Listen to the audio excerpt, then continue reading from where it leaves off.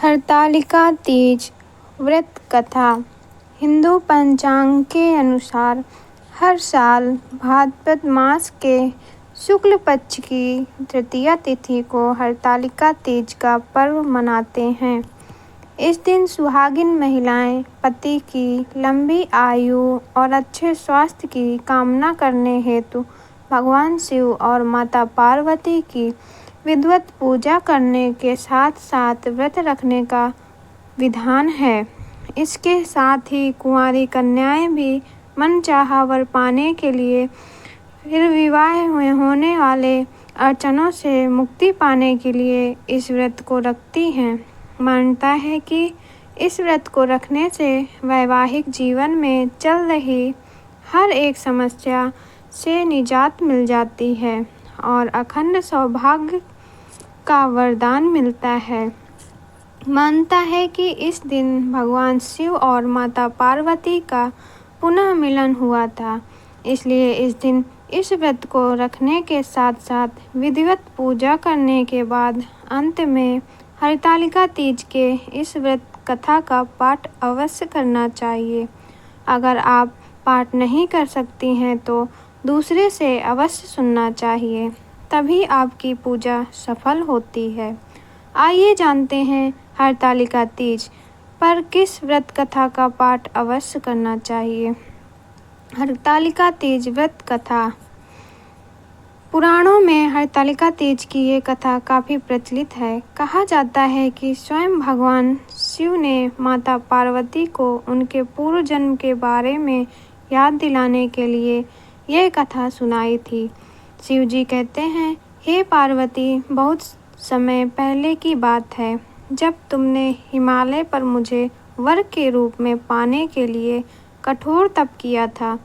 इस दौरान तुमने अन्न जल त्याग कर सूखे पत्ते चबाकर दिन बिताए थे। मुझे वर के रूप में पाने के लिए तुमने किसी भी मौसम की कोई परवाह नहीं की और तुमने निरंतर तप किया। तुम्हारी इस स्थिति को देखकर तुम्हारे पिता बहुत दुखी थे। ऐसी स्थिति में नारद जी तुम्हारे घर पधारे। जब तुम्हारे पिता ने नारद जी से उनके आगमन का कारण पूछा तो नारद जी बोले, हे गिरिराज, मैं भगवान विष्णु के भेजने पर यहाँ आया हूँ। आपकी कन्या की घोर तपस्या से प्रसन्न होकर वह उससे विवाह करना चाहते हैं। इस बारे में मैं आपकी राय जानना चाहता हूँ। नारद जी की बात सुनकर पर्वतराज अति प्रसन्नता के साथ बोले, हे नारद जी, यदि स्वयं भगवान विष्णु मेरी कन्या से विवाह करना चाहते हैं तो इससे बड़ी कोई बात नहीं हो सकती। इस विवाह के लिए तैयार हूँ मैं।